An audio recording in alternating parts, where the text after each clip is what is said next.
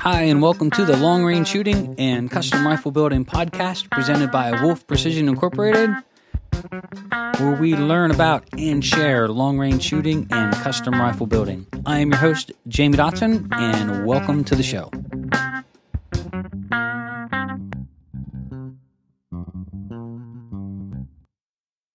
Hi, and welcome to episode 212 of Wolf Precision's Long Range Shooting and Custom Rifle Building podcast. I'm your host, Jamie Dotson, and welcome back to the show. In this episode, we're going to finish up on our series of the 4 pillars of marksmanship, and in this one, we're going to be talking about the mental checklist. How do we put it all together? So, without further ado, ought to be a great podcast. Here we go. All right, before we get started, I want to say a quick thank you to Krieger Barrels. Krieger is the maker of fine-cut rifle barrels. They're made in the great state of Wisconsin.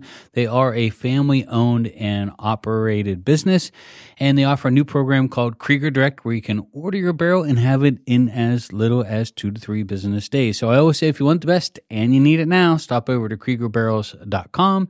That's KriegerBarrels.com today. We'd also like to thank MDT, the maker of fine rifle chassis. They make a lot of different makes and models, and I always say that if you want to shoot beyond 700 yards and you want to do it well, you need a stock that fits you perfectly. They make a lot of different designs of different makes and models, from the Oryx chassis, which is the best chassis for $400 and under on the market, and right up to the ACC Elite. So if you want to look at all of their fine selections and upgrade your rifle by doing it with a stock, stop over to mdttac.com. That's mdttac.com today. So we're going to get into the mental checklist here. This is a really important part of the last or missing piece of the 4 pillars of marksmanship. So I really hope that it makes sense on how you try to put it all together and makes it a usable format for when you get to the range and shoot. So this is the last of our 5-part series.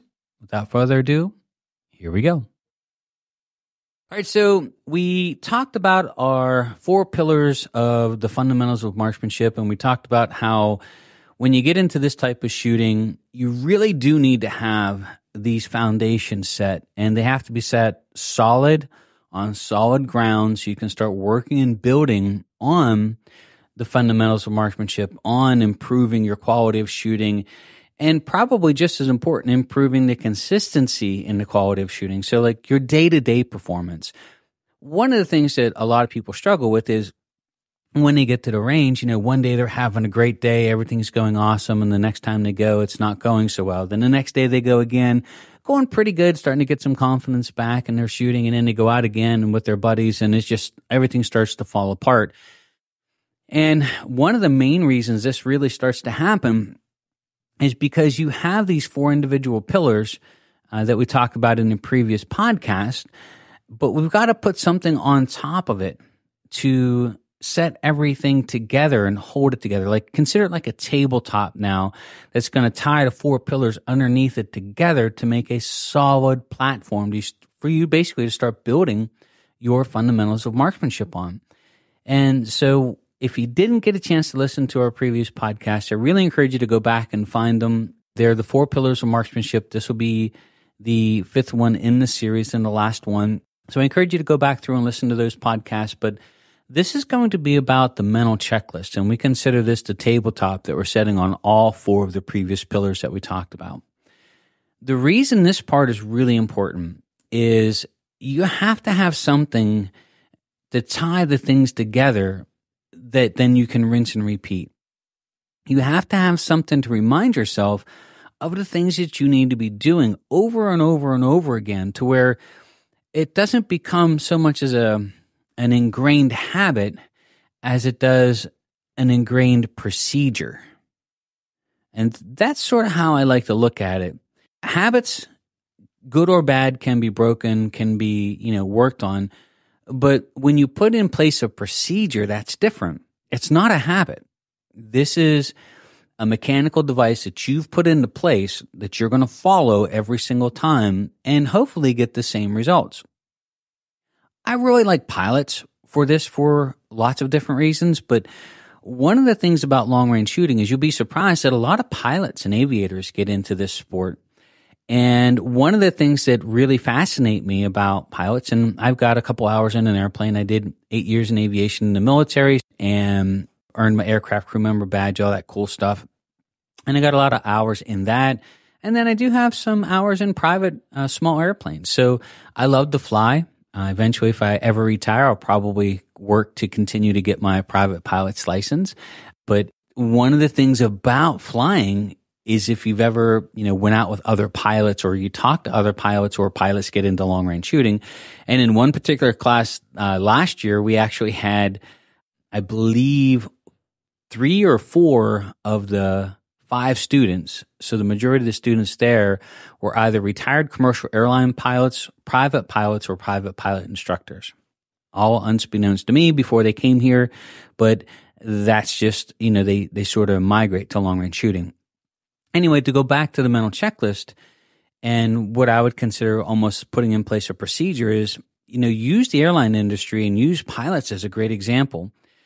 If you're going to go up in an airplane with somebody flying it, you sort of want them to be squared away and not just be winging it or to say, well, I've got just good habits. I don't need to check anything. They actually have a checklist that they go over through every procedure, through every process, from going over the outside of the airplane to checking the fuel tanks to doing a walk around from point A the whole way around the aircraft back to the starting point. And then a lot of times they'll actually check it again or they'll have somebody else go through.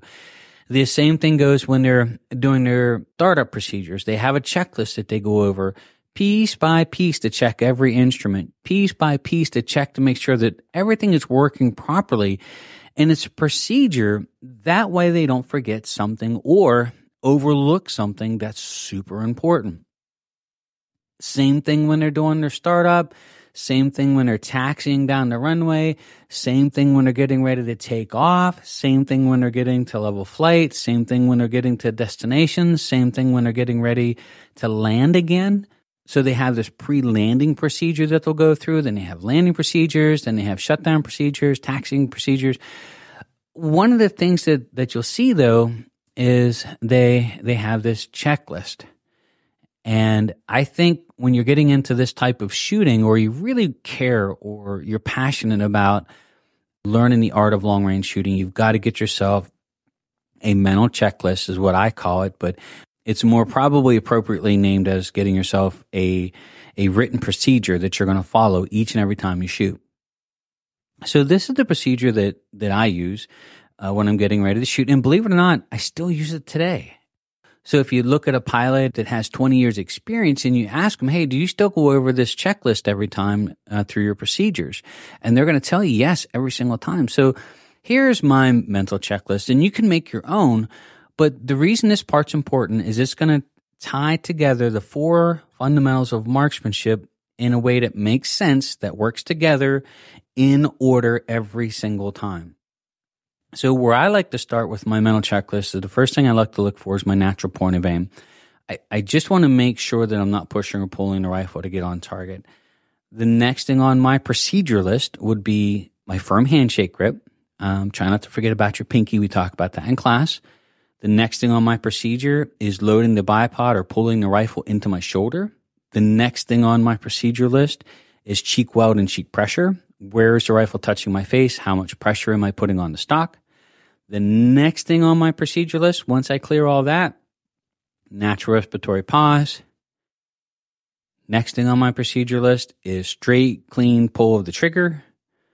Next thing on my procedure list is follow through. And then last but not least is cycling the bolt, resetting to shoot again. So let me go over that list one more time with you. It's natural point of aim, firm handshake grip, load the bipod or pull the rifle gently into the shoulder, cheek weld, cheek pressure, natural respiratory pause, straight clean pull of the trigger, follow through. And then once the bullet hits the target or I spot my impact, I'll at that point work the bolt and recycle to get set to shoot again. As you start working on this, you'll start to notice that at first it's slow. And it's funny here at the shooting school. So let me give you some examples of why this matters. The first day at the long range shooting school, we really hone in on fundamentals. I mean, it really is the heart of everything that we do. Everything else is just distance. It's just, dialing dope and working with atmospheric conditions. But if you don't have good fundamentals, making the target farther away doesn't help anything, right? You're not going to learn anymore by missing stuff long range as if missing stuff short range. When we set up for the shooting school, when we get to the range after lunch and we start working on the actual shooting portions of the class, I often, I go over this list in the class. I break everything down piece by piece, then in the end, I tie it all back together again in a way that makes sense and that they can follow through and be checking all of this. And when they get to the range, 90% or higher of the students will lay their book that we issue here at the school on the ground beside them. They will not open that page to the checklist. And they will continue to shoot for an hour. Within a very short period of time, I'll ask the class, okay, let's take a break for a minute. Let's go over the mental checklist again. What's the first thing on the list? And you can just watch the blank stares. Like someone will get it, but usually there's a little bit of hesitation. Everybody's sort of unsure. Then I'll say, hey, what's the second thing on the list? What's the third thing? What's the fourth thing? And they forget. It's just that easy. This is how ingrained it is in us as a habit to not do it. So what I remind the students is that, hey, let's break open our books. Let's go to the page here and let's pull that out of our book and slide it in the back of our big book that we give you that has the clear covers that you can slide sheets in and out of so you can see them. And so let's slide that in there and prop that up beside you while you're shooting. As soon as they do that, watch the difference on the targets. It's absolutely incredible. It would be like removing everybody from the firing line and replacing them with totally different people.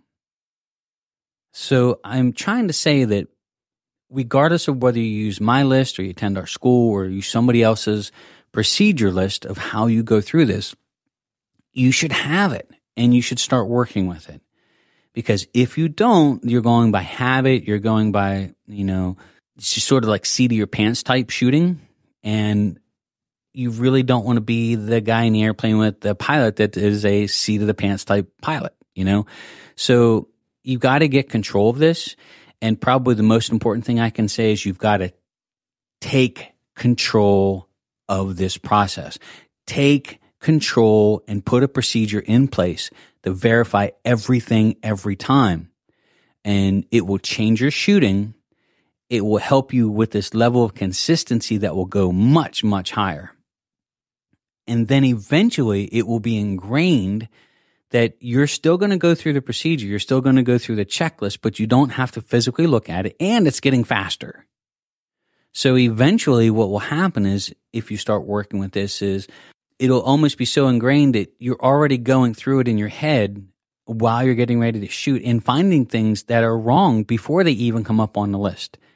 It's that ingrained as a procedure now. And pilots, believe it or not, do the same thing. So they have this procedure so ingrained that they will go through the procedure and then they'll go back through the checklist to make sure they didn't miss anything. And so they could actually go through the procedure step by step. They have a procedure they go through, and then they'll actually look at their checklist to make sure that they didn't miss anything. That's sort of where we want to be as shooting. So you've got these 4 individual pillars setting down as far as your fundamentals of marksmanship. The procedure that you go through to tie all these together is that platform that you set on top of all 4 pillars, ties them together, and then gives you that platform to start building as a shooter on top of. A very stable, solid platform of both fundamentals and procedures that allow you to take your shooting to the next level. So if you can, get yourself a procedure set up in place, get it in writing, how you want the procedure to go, and start following it. And you'll be surprised on your consistency and your quality of shooting. So thank you, everybody, for taking the time to listen to the podcast. If you enjoyed the podcast, you'd like to share it, we really appreciate it. If you'd like to leave a nice comment down below, that helps us a lot with our ratings. We also have a Patreon support page. If you enjoy the podcast, we call it a Cup of Joe Club, where you can $3 a month sign up through Patreon and support the show. We really, really appreciate that. And of course, we always have the Wolf Pack, which is $20 a month. We really appreciate that as well. You also see that we have our long-range shooting school in place, up and running for 2025. We are staying at the same prices that we charged this year. So it's $14.95 for a 3-day class, limited to 5 students. We only have less than 20 slots left for 2025. Several of the classes are already full. We are going to limit the number of classes that we're going to teach to join us online. And so you'll notice, if you would like to join us, that there's going to be a limited number of slots. So if you're interested in joining us at 2025 for one of our long-range shooting schools, we'd love to have you. Stop over to wolfprecision.net. and you can register today. We'd also like to announce that due to a lot of the thing and I would say reloading stuff that you're seeing on the internet all over the place, that we are going to offer the in-person reloading class. Now, we're going to limit it to 2 classes, 8 students a class. We offered one that will be coming out, I believe, in January, and one that will be coming in March. If you would like to join us for an in-person reloading class, we would love to have you. The registrations are live and on our website. So you go to our website, go to the shop tab, or go to our training tab. There is a lot of responsibility and a lot of risk on our end anytime we teach, or especially in the reloading arena, all of the things that we're going to be talking about. There is a lot of stuff online now that's absolutely insane. And, we talk to people about reloading all the time. Now, we're going to dive into this in the next podcast, which we're going to start talking about some reloading and some things to think about when you're doing it. But we have to protect ourselves as a business. And I don't think there's any way we cannot be tied to craziness that's out there. Even though I think all the subjects that we're going to teach and talk about online are solid, and we always recommend going by the book, it still puts us, if somebody attends our class and goes online and sees a bunch of stuff and then tries to tie us into some crazy stuff that they read elsewhere and hurt themselves, they want to sue everybody, and including anyone who's had any instruction. So our in-person class, we've been doing them for years. This is a very select group. We only do a couple a year. If you'd like to spend time with us here, where we make tens of thousands of rounds every year and share with you all the things that we found in doing this type of reloading here for the shooting school for more than 20 years. So let's just say I've got a lot of time pulling that handle down and making ammunition for both competitive shooting as well as for teaching here for ammunition that we use at our school. So if you'd like to join us, you can stop over to wolfprecision.net and you will see the reloading classes. I am only going to do 2. They are taught by me personally. They are a 2-day class, and we are going to limit them to 8 students per class. You can see more at wolfprecision.net. So looking forward to the next podcast. We're going to be diving into a little bit of reloading and talking about some of the things to think about diving into 2025 if you're getting into this type of stuff. And we're going to try to share with you some tips getting ready to start the 2025 shooting season coming soon. So thank you, everybody, for taking the time to join us. We really appreciate it. My name is Jamie Dotson. I'm your host, and you are listening to Wolf Precision's Long Range Shooting and Custom Rifle Building Podcast.